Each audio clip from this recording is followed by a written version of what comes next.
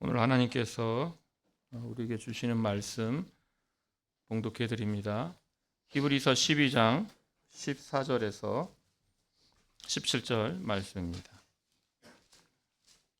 히브리서 12장 14절에서 17절 말씀 제가 받들어 읽겠습니다.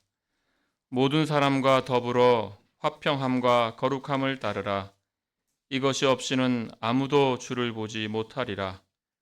너희는 하나님의 은혜에 이르지 못하는 자가 없도록 하고 또 쓴 뿌리가 나서 괴롭게 하여 많은 사람이 이로 말미암아 더럽게 되지 않게 하며 음행하는 자와 혹 한 그릇 음식을 위하여 장자의 명분을 판 에서와 같이 망령된 자가 없도록 살피라. 너희가 아는 바와 같이 그가 그 후에 축복을 이어받으려고 눈물을 흘리며 구하되 버림바가 되어 회개할 기회를 얻지 못하였느니라. 아멘.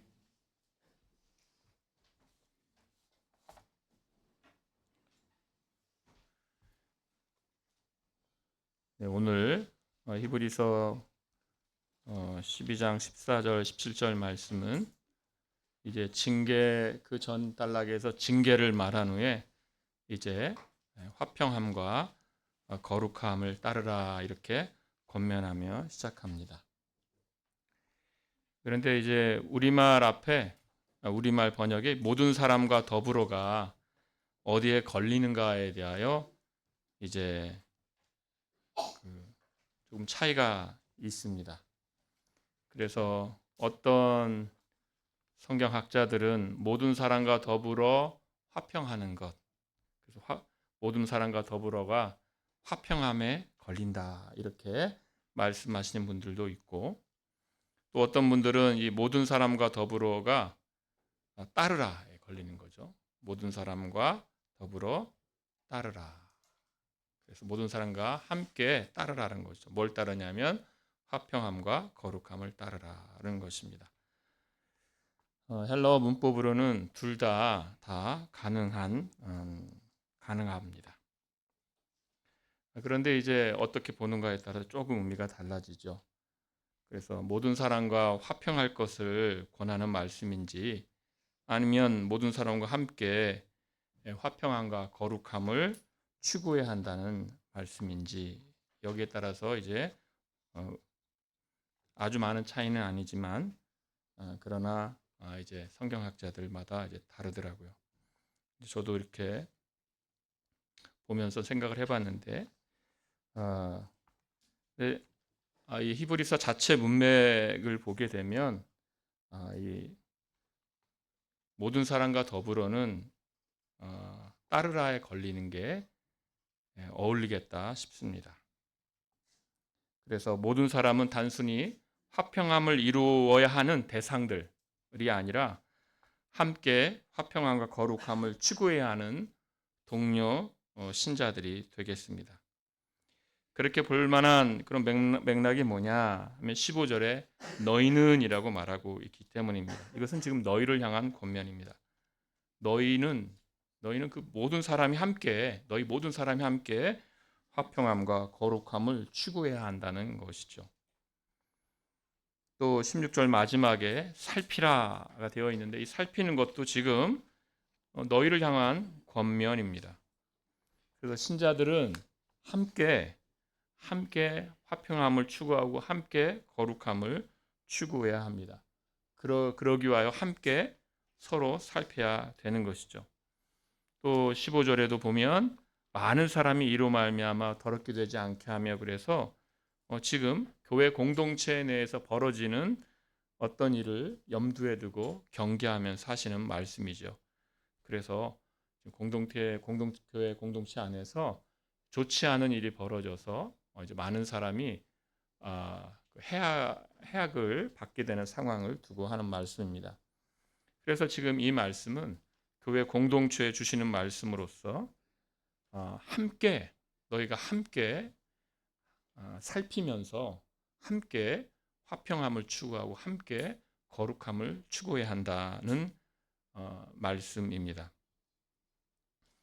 오늘 오전에 이제 교인 등록 선서라고 하나요? 그 이제 묻고 답하는 걸 하는데 다른 때 같으면 그냥 이렇게 이렇게 잘 선서하시는구나 이러고 그냥 이렇게 그 문구가 들어오진 않는데 오늘 이제 제가 아무래도 이것 때문에 좀 고민을 해가지고 그런지 문구가 확 들어오더라고요. 그래서 그 선서에 보면 그 문구가 있습니다. 거룩함과 화평함을 뭐 추구하겠는가 따르겠는가 이런 문구가 하나 있더라고요. 제가 확 저한테는 확 들어오더라고요. 그래서 그래서 이제 그렇게 생각이 되어지는 거죠. 우리가 함께 각자가 서로 함께 화평함과 거룩함을 추구하라는 말씀입니다. 물론 우리는 모든 사람과 화평해야 하는데 이 화평을 목적하는 이것은 우리가 함께 교회 공동체가 함께 이루어가야 하는 그 목적이 되는 것입니다. 그런데 이렇게 14절에 화평함과 거룩함을 함께 추구해야 한다는 이 말씀이 지금 징계에 대한 단락 뒤에 온다는 것을 우리가 조금 생각해 봐야 합니다. 7절에서 너희가 참음은 징계를 받기 위함이라 하나님의 아들과 같이 너희를 대우하시나니 어찌 아버지가 징계하지 않는 아들이 있으리요라고 하였습니다. 그래서 아버지께서 자녀들에게 주시는 징계에 관하여 이렇게 권면하는 그 내용이 있습니다. 징계가 단순한 징벌이 아닙니다. 단순한 징벌이 아니라 이제 헬라어로 파이데이아라는 것인데 이것은 부모가 자녀를 키우는 그 모든 행위를 그 파이데이아라고 합니다. 그래서 그 자녀가 성숙하게 자라나도록 부모가 함께 할 때 그것이 파이데이아입니다. 부모라면 아이를 방치하지 않고 아이가 잘 자라서 성숙한 사람이 되도록 교육을 하는 것이죠. 그런데 이때 이 성숙하도록 하게 하는 데에는 징계가 필요합니다. 부모는 자녀를 방치하지 않고 자녀를 필요한 권면도 하고 징계도 하면서 양육을 하게 됩니다. 하나님께서도 마찬가지입니다. 하나님께서도 우리를 방치하지 아니하시고 우리가 성숙하도록 자녀로서 우리를 양육하시고 징계하십니다. 그래서 이제 자녀는 성숙하게 되어지는 것이죠. 이 성숙을 11절에 무릇 징계가 당시에는 즐거워 보이지 않고 슬퍼 보이나 후에 그로 말미암아 연단받은 자들은 의와 평강의 열매를 맺는다라고 하였습니다. 그러니까 하나님의 징계는 우리에게 의와 평강의 열매를 맺게 하는 것입니다. 그러니까 이게 신자가 참 성숙한 신자의 모습이 되어지는 것이죠. 그리고 이에 연결하여서 14절도 화평함과 거룩함을 따르라 이렇게 권하고 있는 것입니다. 그래서 이것이 갑자기 툭 튀어나온 것이 아니라 여러 믿음의 열매들이 있지만 오늘 본문은 징계를 통과한 믿음은 이제 화평함과 거룩함과 연결되어 있음을 알 수가 있는 것입니다. 그래서 인생의 여러 환난을 통과한 이런 신자들을 보면 이 의의 열매, 평강의 열매, 또 화평함과 거룩함이 있다는 것을 우리가 종종 발견하게 됩니다. 너희는 하나님의 은혜에 이르지 못하는 자가 없도록 하고라고 했는데 하나님의 은혜도 바로 하나님의 징계를 통과하는 자들만큼 잘 아는 이들이 없을 것입니다. 그래서 신자는 나이가 들어갈수록 화평함과 거룩함에 더 다가갑니다. 왜냐하면 신자는 그 세월만큼 하나님이 주신 크고 작은 일들을 통과하면서 크고 작은 징계들을 통과하면서 그 성숙에 이르기 때문입니다. 그래서 이것을 통과한 이들은 그 크고 작은 그 일들을 다 통과했기 때문에 어느 정도는 다 품을 수 있을 만한 그러한 품이 넓은 사람이 된 것이죠. 그래서 화평함에 정말 맞는 그런 성숙한 이들이 되는 것입니다. 왜냐하면 그 징계를 통과하면서 많은 일들을 통과하면서 인간이 얼마나 연약한가를 아는 것이거든요. 인간이 얼마나 연약한가 알기 때문에 품을 수가 있는 것입니다. 또한 인간에게 하나님의 은혜가 얼마나 필요한가를 알기 때문에 그 상대방을 품을 수가 있는 것입니다. 그래서 그 연약함을 품고 이해할 만한 사람으로 성장하기 때문에 화평함을 이루게 되는 것이죠. 그래서 이 징계를 통과하면서 신앙의 연륜이 자라면서 푸근한 이런 신자가 되어가는 것입니다. 또한 징계를 통하여서 의와 거룩함을 자연스럽게 의와 거룩을 향하게 되어 있습니다. 왜냐하면 인생에서 우리가 만나는 이 모든 비참함이 이게 타락의 결과이구나. 비참함을 마주하면서 이 죄가 가져오는 그 비참함이 얼마나 큰가, 이거 얼마나 비참한 걸 알기 때문에 그 신자는 더욱더 성결을 추구합니다. 그래서 교회사적으로도 보면 교회가 가장 성결했을 때는 교회가 정말 그 고난을 통과할 때입니다. 환난을 통과할 때입니다. 교회가 초대교회가 어땠습니까? 초대교회가 그 핍박과 박해를 통과할 때 많은 사람들이 교회를 다 칭찬했습니다. 그 성도들이 얼마나 성결한지 모든 사람에게 본이 되었기 때문입니다. 한국 교회도 마찬가지입니다. 한국 초대교회 너무나도 그 어려운 시절을 통과하면서 그 신자들이 정말 그 성결을 다 그 상황, 그 어려운 시절에 드러냈거든요. 그래서 빛으로 살아야 되고 소금으로 사는 줄을 알고 그 어려운 시절에 이걸 다 드러낸 것이죠. 그래서 뭐 예수쟁이다. 저 어렸을 때 예수쟁이다 그랬거든요. 그러니까 예수쟁이다 이런 말이 이런 조롱이 있지만 그러나 그 조롱의 그 밑에는 뭐가 있냐면 예수 믿는 자를 향한 존경이 있었습니다.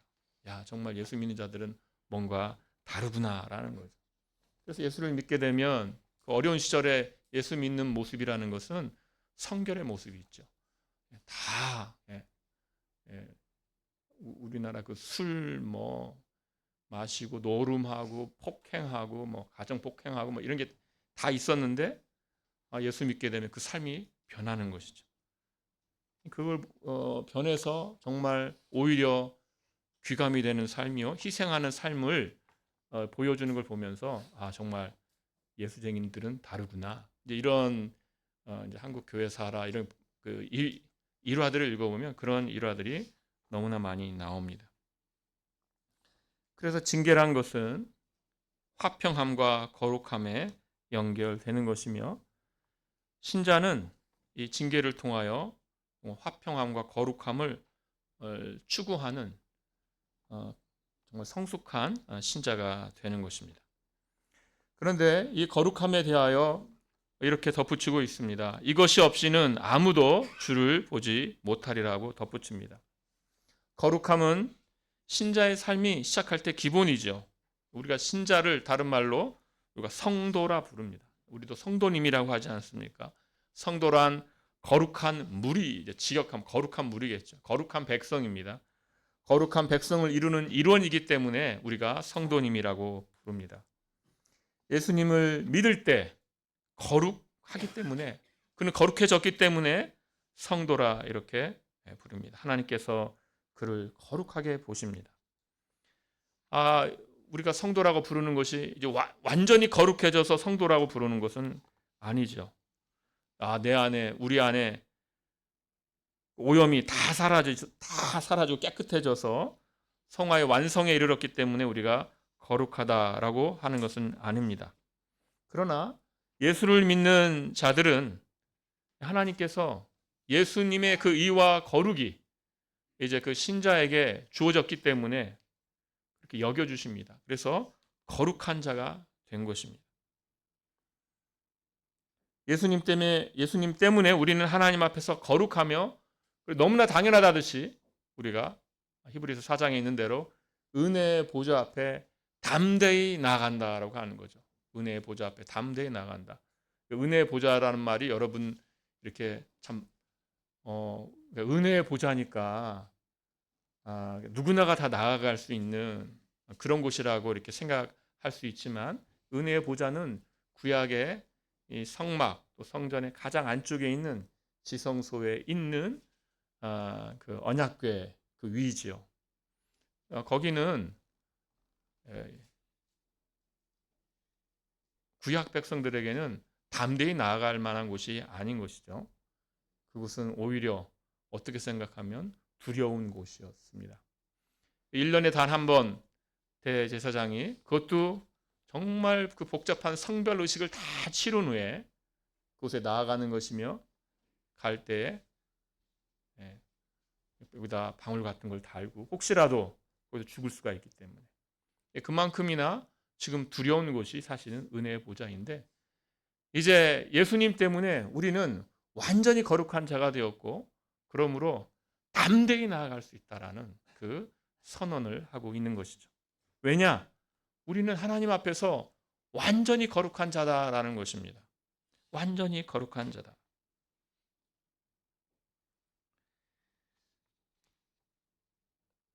구약에서의 이 성막은 무엇인가? 그것은 오히려 하나님께 나아가는 길이 나타나지 않은 것이라고 하죠. 9장 8절에 성령이 이로써 보이신 것은 첫 장막이 서 있을 동안에는 성소에 들어가는 길이 아직 나타나지 아니한 것이라고 하셨습니다.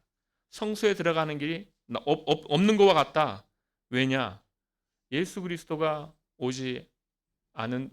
오셔서 구속을 성취하지 않는 한 은혜의 보좌 앞에 나아가는 일이란 막힌 것과 똑같다라는 것입니다.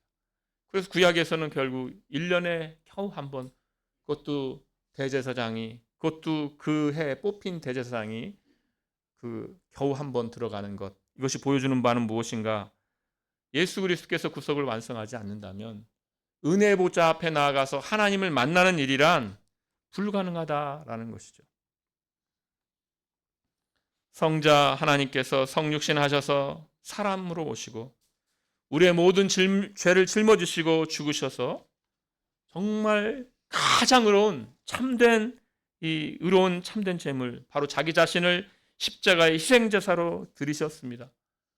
거기에 우리의 죄가 거기에 다 있는 것입니다. 그래서 예수님을 누가 죽였냐? 청교도들이 그런 멋있는 말 많이 쓰거든요.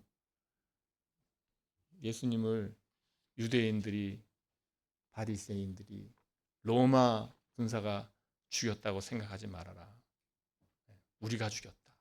당신이 죽였다라고 하죠. 우리의 죄를 지시고 예수 그리스도께서 죽으셨습니다. 이 땅에서 가장 가치 있는 재물이요. 그러므로 우리는 보혈의 피로 구원받았다라고 하는 것입니다. 보혈의 피로 구원받았다. 히브리서 9장 22절 말씀에서 피 흘림이 없은즉 사함이 없느니라고 하였습니다. 이 보혈의 피를 갖고 이 공로를 갖고 예수 그리스도께서 하늘에 들어가셨다. 하늘은 성소입니다. 히브리서에서는 성소에 들어가셨다. 그래서 성막과 성전이 보여주는 그런 그림자가 아니라 실제 성소는 하늘인데 하늘에 대제사장인 그리스도께서 완전한 그림자 제사가 아니라 완전한 실제 그 제사를 드리시고 하늘 성소에 들어가셨다. 그러므로 우리도 이제 그 길이 열렸으니 우리도 들어갈 수 있다라는 것이죠. 그래서 은혜의 보좌 앞에 담대히 나아갈 수 있다고 하는 것입니다. 우리는 완전히 거룩해졌기 때문에 은혜의 보좌 앞에 담대히 나아갑니다.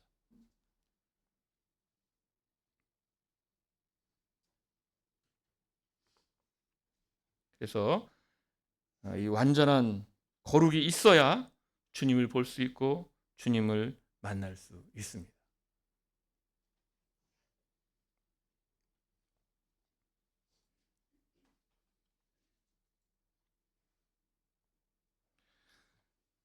네, 오늘도 이제 난예배 때 목사님 기도를 하시는데 평상시 같으면 기도 이렇게 듣고 있는데 기도하시면서 목사님께서 결정적 성화를 얘기하시더라고요. 그래서 지금 요게 그겁니다. 우리는 신자는 하나님이 보실 때 완전히 거룩합니다. 그러니까 우리의 상태가 완전히 거룩하다 이게 아니고 이제 우리는 하나님이 보실 때 거룩한 백성이 되었고 거룩한 자녀가 된 것입니다.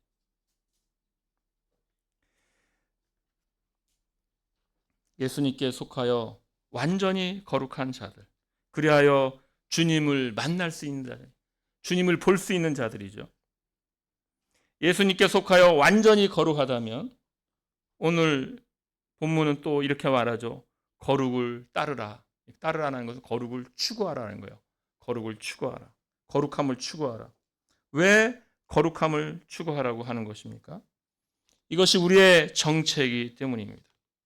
신자가 하나님 앞에서 완전히 거룩한 그 증거는 바로 여기서 거룩을 추구하는 것입니다. 그러니까 이렇게 생각할 수 있죠. 하나님 앞에서 완전히 거룩한데 하나님께서 우리를 거룩한 백성으로 취급하시는데 성별된 자녀로서 이렇게 우리를 보시는데 왜 우리는 또 거룩을 추구해야 합니까? 하나님 앞에서 완전히 거룩한 자라는 그 증거는 바로 여기에서 우리가 거룩을 추구하는 바로 그것입니다.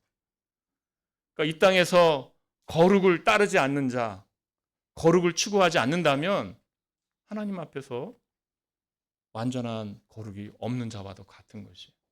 이상하죠? 그러나 이것이 성경이 우리에게 말씀하시는 겁니다. 성령님께서 우리 안에 내주하셔서 우리의 오염과 싸우시면서 우리의 오염을 씻으시면서 우리는 거룩을 향하여 거룩을 추구하면서 갑니다.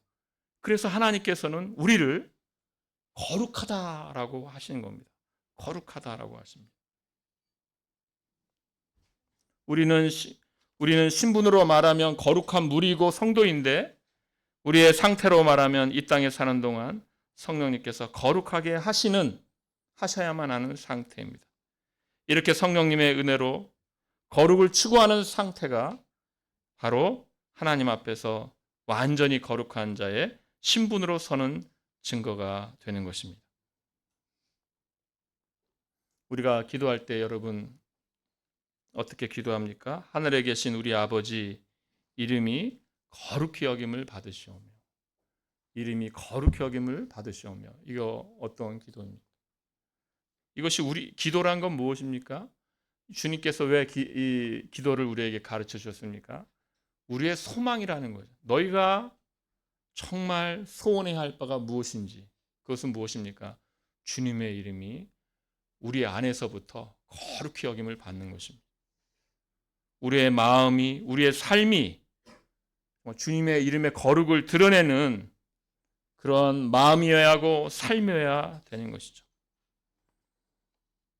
이 소망을 가진 자, 거룩을 향하여 나아가는 자가 바로 우리가 되어야 하는 것입니다. 그리고 마침내 주님을 보게 되는 것이죠. 성소에 들어가는 것. 하늘에 들어가서 휘장 안으로 들어가서 우리를 기다리시는 대제사장 예수 그리스도를 거기서 만나며 그 안에서 하나님을 또 만나는 것입니다. 그것이 우리의 소망입니다. 이렇게 우리는 함께 화평함과 거룩함을 우리가 함께 추구해야 합니다. 교회 공동체가 함께 화평함과 거룩함을 추구하기 위해서 해야 될 것이 있다고 합니다. 그것이 무엇을 해야 되는가? 15절과 16절에 해야 될 일을 소개하는데 그것은 살피는 일입니다. 살피는 일. 우리가 함께 살펴야 돼요.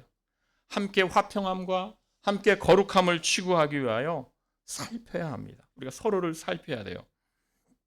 16절의 마지막에 살피라고 되어 있는데 이 16절 마지막에 살피라는 이 말씀은 15절부터 시작돼서 15절, 16절 함께 종결짓는 함께 다 연결되는 살피라입니다. 그러니까 15절에 각 다 살피라입니다.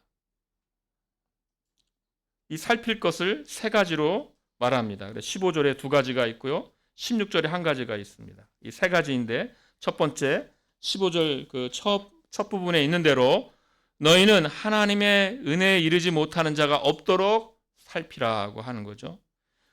두 번째 15절 두 번째 부분에 있는 대로 쓴뿌리가 나서 괴롭게 하여 많은 사람이 이로 말미암아 더럽게 되지 않도록 살피라고 하십니다. 세 번째 16절에 있는 대로 에서처럼 음행하는 자와 혹 망령된 자가 있는지 살피라고 하십니다. 그래서 이렇게 세 가지 살필 것을 말씀하십니다. 헬라어 문장 구조가 그렇게 되어 있습니다. 그래서 이렇게 구분한 겁니다. 그래서 헬라어로는 메티스라고 되어 있는데요. 메티스 이가 뭐냐면 어떤 것이 또는 어떤 이가 뭐뭐하지 않도록 이렇게 될 것입니다. 그것이 세 번 나옵니다. 어떤 이가 뭐뭐하지 않도록, 어떤 이가 뭐뭐하지 않도록, 어떤 이가 뭐뭐하지 않도록 살피라 하는 것입니다. 그래서 하나님의 은혜에 이르지 못하는 어떤 이가 있지 않도록 살피라. 또 두 번째로 어떤 쓴뿌리가 나서 괴롭게 하여 많은 사람이 이로 말미암아 더럽게 되지 않도록 살피라.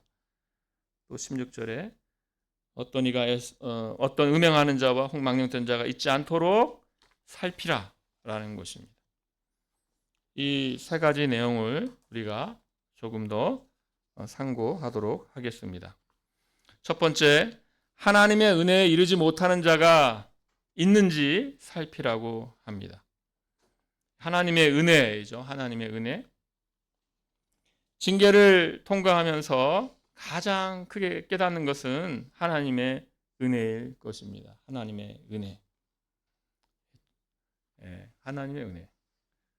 저도 그렇습니다. 저도 마찬가지입니다. 저도 하나님의 은혜입니다. 하나님의 은혜.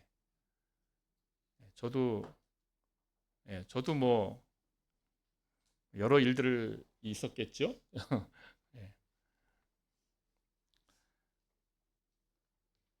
예. 저도 눈물로 부르짖는 날들이 있었습니다.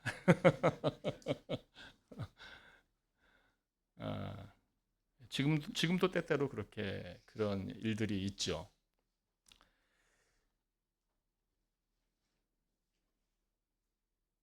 그런 일들과 함께 느끼는 건 무엇이냐면 결국 하나님의 은혜입니다. 하나님의 은혜밖에 없다. 하나님의 은혜만이 우리의 존재를 유지하고 우리의 믿음을 보존하고 정말 나로 하여금 이렇게 그냥 견디게 하시는 것이 하나님의 은혜밖에 없구나라는 것을 뼈저리게 느끼게 됩니다. 그래서 정말 능력이 없구나, 해볼 수 있는 것이 하나도 없구나. 주님 불쌍히 여겨 주시옵소서. 주님 도와주시옵소서. 은혜를 구하는 것밖에는 없는 것이죠.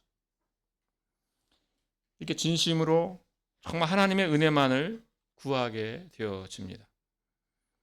그래서 이 징계 과정을 통하여서 신자는 하나님의 은혜를 구하는 자요, 하나님의 은혜만 인정하는 자가 되는 것입니다. 마찬가지로 구원에 있어서도 너무나 당연합니다. 구원에 있어서도 하나님의 은혜밖에 없다고 인정할 수밖에 없습니다. 하나님께서 우리에게 예수 그리스도, 우리의 중보자를 보내주신 것이 하나님의 은혜요, 하나님의 크신 계획 가운데서 독생자를 이 땅에 보내시고 자기 백성을 구원하시고 그 일에 우리가 먼저 보탠 것이 있습니까? 하나도 없죠. 하나님의 은혜입니다. 마찬가지로 하나님께서 우리에게 믿음을 주셨습니다. 믿지 않으면 그 일이 우리 각 개인과 무슨 상관이 있습니까? 예수님을 믿지 않으면 여러분 각 개인과 예수님이 무슨 상관이 있습니까? 그러나 예수님을 믿는 그 믿음을 우리에게 주셨습니다. 믿는 것은 정말 놀라운 일입니다. 성령님께서 우리가 알지 못하는 중에 우리 마음 깊숙한 곳에 믿음을 심기우시고 그로 인하여서 우리가 믿는 것입니다. 어떤 이들은 인간이 자기 의지로 믿을 수가 있지. 아니요. 인간은 절대 그러지 못합니다. 성경이 뭐라 합니까? 어려서부터 악하다. 계획하는 바가 어려서부터 악하다가 성경의 인간에 대한 평가이죠. 우리의 본성적인 악함은 오히려 하나님을 부인하는 것이 더 쉽고 하나님으로부터 멀어지는 것이 더 쉽지, 하나님을 가까이 하는 것은 우리의 본성과 오히려 죄악된 본성과 어울리지 않습니다. 하나님의 은혜는 우리의 심령에 우리가 알지 못하는 가운데 영적 생명을 심기우시고 우리에게서 믿음이 나오게 하시는 것입니다. 그래서 에베소서에서 너희는 그 은혜에 의하여 믿음으로 말미암아 구원을 받았으니 이것이 너희에게서 난 것이 아니요 하나님의 선물이라 이렇게 말씀하는 것입니다. 믿음은 은혜로 주어진 하나님의 선물입니다. 그래서 이 놀라운 하나님의 은혜를 이렇게 확인하게 되는 것이 신자의 삶입니다. 신자의 삶이요. 그래서 또 한 해 살겨내면 하나님의 은혜밖에 없구나. 하나님의 은혜밖에 없구나. 하나님의 은혜를 더 찾는 것이죠. 이 하나님의 은혜에 이르지 못한 이가 있는가 하고 살펴야 한다라고 하는 것입니다. 이 하나님의 은혜가 모든 것의 출발이요 기원이기 때문에 하나님의 은혜에 이르지 못하는 이가 있는가? 하나님의 은혜에 이르지 못했다는 것은요, 하나님의 은혜가 없는 자예요. 없어요. 하나님의 은혜와 상관이 없는 자가 있는가? 이게 살펴야 된다는 것입니다. 혹 이런 질문이 있을 수 있습니다. 하나님의 은혜는 하나님께서 주권적으로 역사하시는 건데 우리가 무엇을 하겠습니까? 우리가 살핀들 뭘 하겠습니까? 하나님께서 믿음을 주실 사람은 주시고 안 주실 사람은 안 주시는 것인데 우리가 그거에 따라서 무엇을 하겠습니까? 그렇지 않습니다. 하나님께서는 일하실 때 인간을 그 도구로 사용하십니다. 도구로 사용하세요. 오늘 설교 여러분 잘 들으셨잖아요. 바울이며 베드로며 아볼로며 다 뭡니까? 도구입니다. 도구. 하나님께 사용하시는 도구입니다.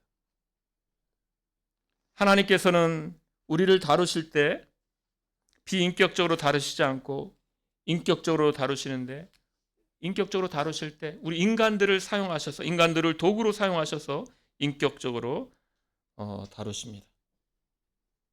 그래서 인격적으로 다루신다는 것은 우리가 무슨 무생물, 무슨 로봇처럼 우리를 다루시지 않고 우리가 인격으로 하나님께 나아가도록 그렇게 우리를 다루십니다.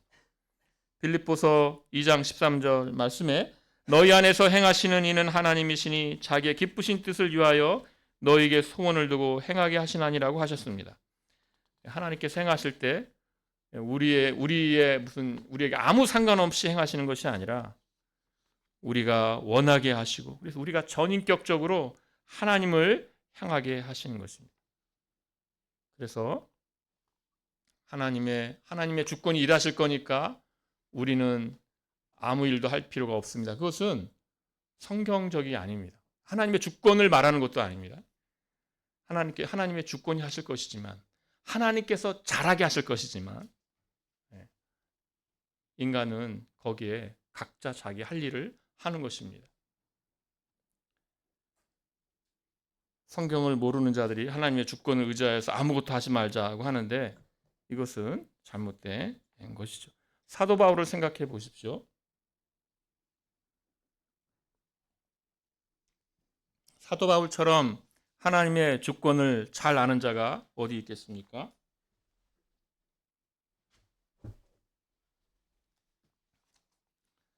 그러나 또 사도 바울처럼 하나님의 주권을 정말 예정교리를 그렇게 많이 가르치신 분이 사도 바울인데 또 그만큼이나 전도를 열심히 하신 분도 없지 않습니까? 하나님은 우리를 구경꾼이 아니라 참여자가 되게 하셨습니다. 그래서 우리는 구경하는 자가 아니라 하나님의 그 일하심에 참여하는 자입니다. 그래서 우리는 서로 살펴야 합니다. 살펴야 합니다. 우리는 서로 권면해야 하고 우리는 서로 설득해야 합니다. 그래서 교회 안에서 계속해서 권면하고 물어보고 관심을 가져주고 계속해서 그렇게 해야 하는 것이죠. 오늘 감동받았는데 오늘 삼촌 왜 안 왔어? 이렇게 한다고 그랬잖아요. 저 감동이 되더라고요. 그게 살피는 거예요. 그게 살피는 겁니다. 서로가 관심을 갖고 관심을 보여주고 살피면서 하나님의 은혜를 맛보도록 우리가 서로가 서로를 그래서 지금 함께 화평함과 거룩함을 추구하라고 하는 것이죠.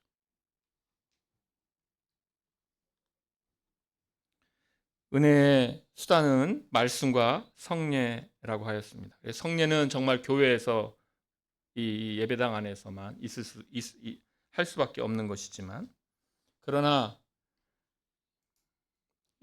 이 말씀의 은혜의 수단으로서 말씀은 정말 강단에서 선포되는 말씀이죠. 그러나 또한 이 말씀은 다양한 방식으로 전해집니다. 그래서 서로가 살피면서 서로의 삶을 서로 염려하고 공감해주고 기도해주고 격려해주고 그렇게 하는 것이죠. 살피라는 것은 어느 정도 서로가 서로를 책임지라는 것입니다. 살피라는 것. 그래서 살피라는 것이 살피라는 가만히 있는 게 아닙니다. 내 가방 좀 봐주세요. 봤어요. 도둑놈이 훔쳐가요. 계속 보고 있어요. 잘 본 거가 아니죠. 살피라는 것은 서로가 서로를 정말 구체적으로 그렇게 서로를 위해서 기도하고 권하고 격려해야 한다는 것입니다.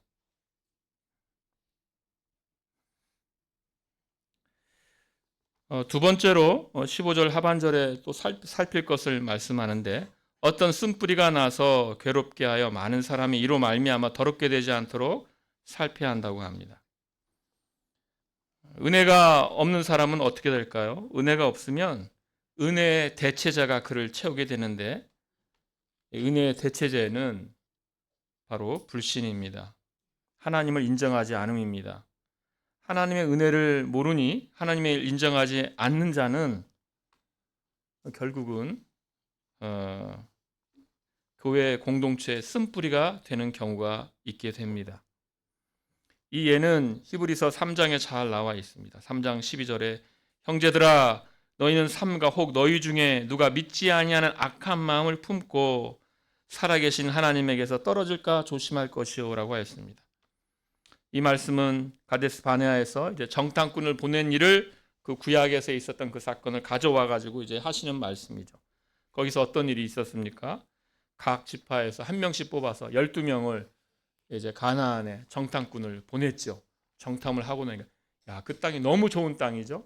그 땅이 너무 좋은 땅인데 하나님께서 이제 가서 너희들에게 이 땅을 주마라고 하셨는데 그 중에 10명이 불신했죠. 이거는 하나님이 우리 죽으라고 보내신 것이다. 땅을 주려고 보내시는 것이 아니라 우리 죽이려고 보내시는 것이다 라고 하나님을 대적합니다. 그래서 이스라엘 민족이 40년 동안 광야에서 헤매게 된 것이죠. 이때 쓴뿌리는 몇 명입니까? 10명입니다. 10명. 10명에 의하여 그 수십만이 그렇게 헤매게 된 겁니다.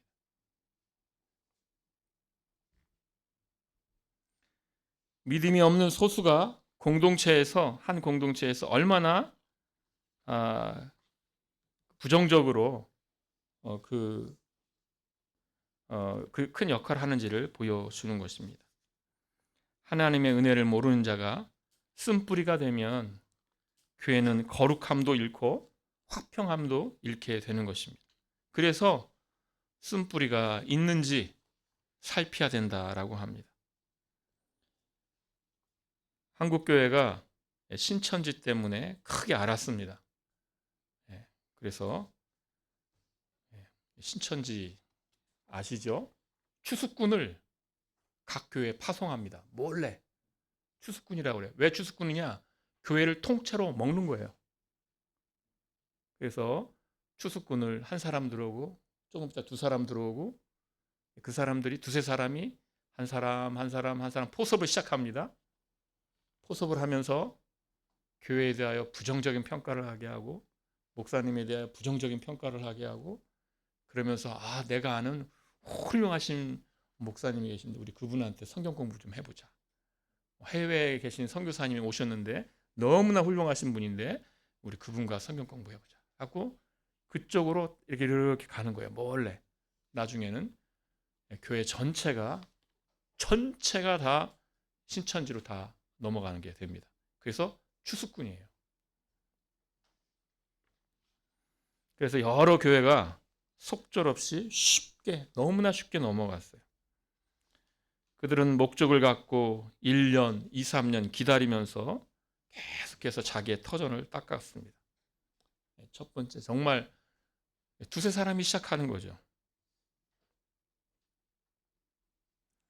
그렇게 해서 많은 영혼이 함께 정말 다 함께 부패하게 되는 땅떨어지로 떨어지는 그 일이 있게 된 것입니다. 이것은 참 이상한 일이 돼버리고 말았죠. 그때 교회들이 크게 후회한 거예요. 두 가지 면에서 후회했습니다. 첫 번째, 교회가 성도들에게 너무 교리 교육을 안 했구나. 성도들이 교회는 오래 다녔지만 뭘 믿는지 모르는 상태인 거예요. 그러니까 이단들이 들어왔을 때 쉽게 넘어가게 됩니다. 두 번째, 교회가 후회하는 것은 교회에 살피는 일이 있는데 그 살피는 일을 하지 못했다는 것 때문에 후회하게 됩니다. 교회는 공적으로 살피는 일이 있습니다. 우리가 이것을 신방이라고 합니다. 신방. 그래서 신방을 잘 할 수 있도록 직분들을 세웠어요. 장로님들을 세우는데 장로님들이 해야 될 교회 헌법에 적혀 있어요. 장로님들이 해야 할 일 뭘까요? 신방입니다. 그것은 각 교단 헌법에 다 있어요. 그러나 그것들을 다 손에 놓고 있었던 거죠. 교회는 신방이라는 제도를 통해서 공적으로 살피는 일을 하는 것입니다. 노회에도 각 교회를 살피는 일이 있는데 시찰입니다. 시찰회가 있고 시찰회가 각 지교회를 살피게 됩니다. 이걸 시찰이라고 합니다. 그래서 각 지교회가 살피는 일을 공적으로 하게 되어 있고 노회도 공적으로 각 지교회를 살피도록 되어 있습니다. 그 면에서 이제 많이 그것이 없는 것이 너무나 안타깝습니다. 그래서 제가 이런 말 해도 근데 뭐 해야죠 뭐. 노회 시찰이 일상이 되어야죠. 노예 시찰이 일상이 되어야 합니다. 공적으로 해야 될 일이기 때문입니다. 그래서 그렇게 살피는 일이 있어야 됩니다. 그래야 쓴뿌리가 괴롭게 하여서 많은 이들이 피해보는 일이 없게 되는 것입니다. 세 번째, 마지막으로 살필 것이 있는데 16절에 음행하는 자와 혹 한 그릇 음식을 위하여 장자의 명분을 판 에서와 같이 망령된 자가 없도록 살피라고 하였습니다. 네, 여기서도 이제 어떻게 이걸 읽어야 되는가에 따라서 또 이제 성경학자들끼리 의견이 이제 갈리는 게 있는데 음행하는 자 또는 망령된 자 에서와 같이 뭐 이렇게 문장이 되어 있는데 에서와 같이가 어디에 이게 걸리는 거냐 때문에 이제 또 조금 갈리더라고요. 그런데 이제 그러니까 음행하는 자 또는 에서와 같이 망령된 자인지, 아니면 에서와 같이 음행하는 자 또는 망령된 자인지, 에서와 같이가 어디에 걸리냐라는 것이죠. 그런데 이제 원문을 이렇게 직역하면 음행하는 자 또는 망령된 자 에서와 같이 이렇게 되어 있거든요. 사실은 에서와 같이가 앞에 있는 걸 다 받아야 좀 맞겠다 싶습니다. 그래서 에서와 같이 음행하는 자 또는 망령된 자인 것이죠. 그게 더 좋아 보입니다.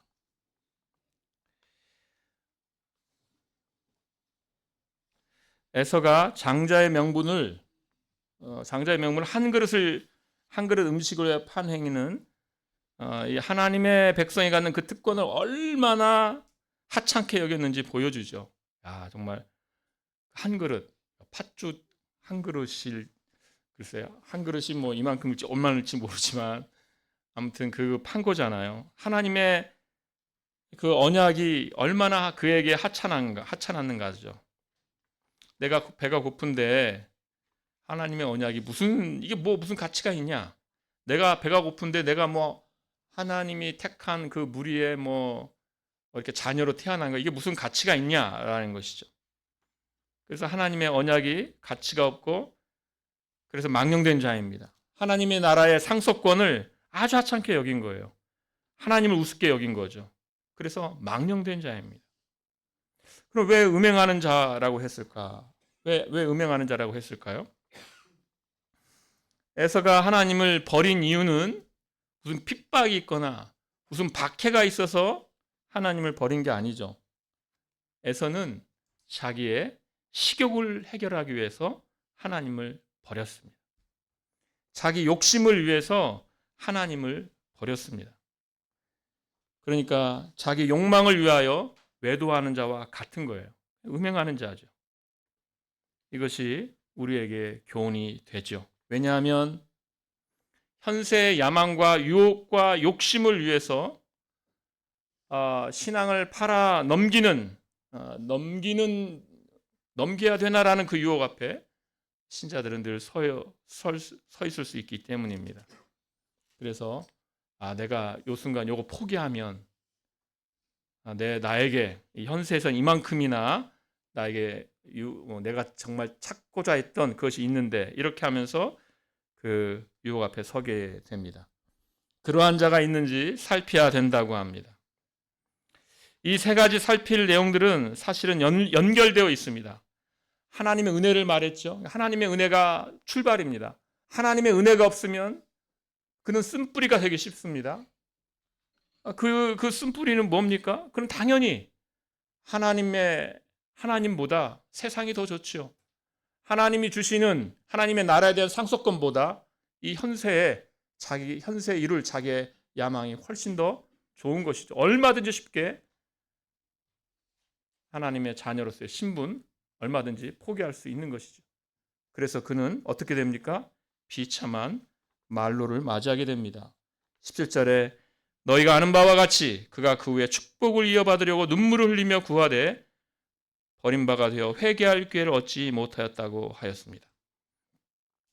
우리는 여기서 눈물을 흘렸다는 말에 에서가 눈물까지 흘렸는데 회개할 기회를 얻지 못했구나라고 안타까워할 수 있겠지만, 그가 눈물을 흘리며 구한 것은 회개가 아니었습니다. 눈물을 흘리며 구한 것은 축복이었습니다. 하나님으로부터 버림받은 그것, 내가 이제 더 이상 하나님의 자녀가 아니구나, 이것 때문에 슬퍼하는 것이 아니라 자기가 자기에게 왔어야 할 현세의 풍요에 대한 상실을 그는 슬퍼했던 것입니다. 그러나 그에게는 더 이상 회개할 기회가 없었습니다. 그의 말로는 비참한 것이죠. 우리는 다시 은혜를 생각하게 됩니다. 하나님의 은혜를 구하고 하나님의 은혜를 우리가 인식할 수 있기를 위해서도 구해야 합니다. 정말 하나님의 은혜밖에 없구나라는 우리가 정말 알아야 됩니다. 우리를 위해서 예수 그리스도께서 십자가에서 죽으시고 우리가 그 은혜를 입었다면 우리는 우리를 함부로 죄된 것에 내어줄 존재가 아니고 너무나 귀한 존재입니다. 하나님의 은혜를 생각한다면 우리는 너무나도 귀한 존재인 것입니다. 그래서 서로 살피라고 하였으니까 우리는 서로 살피면서 화평함과 거룩함을 함께 추구해야 하는 것입니다. 함께 지어져 간다고 그랬잖아요. 우리가 서로 지체가 되었다고 했잖아요. 그러니까 우리가 서로 다 연결되어 있어요. 그래서 우리가 함께 이 일을 해야 하는 것입니다. 그래서 우리가 서로 하나님의 은혜를 권하고 말씀을 권하고 서로 살피면서 이 하나님의 풍성한 은혜를 다 아시는, 다 아는 우리 모두 되시기를 소원합니다. 함께 기도하겠습니다.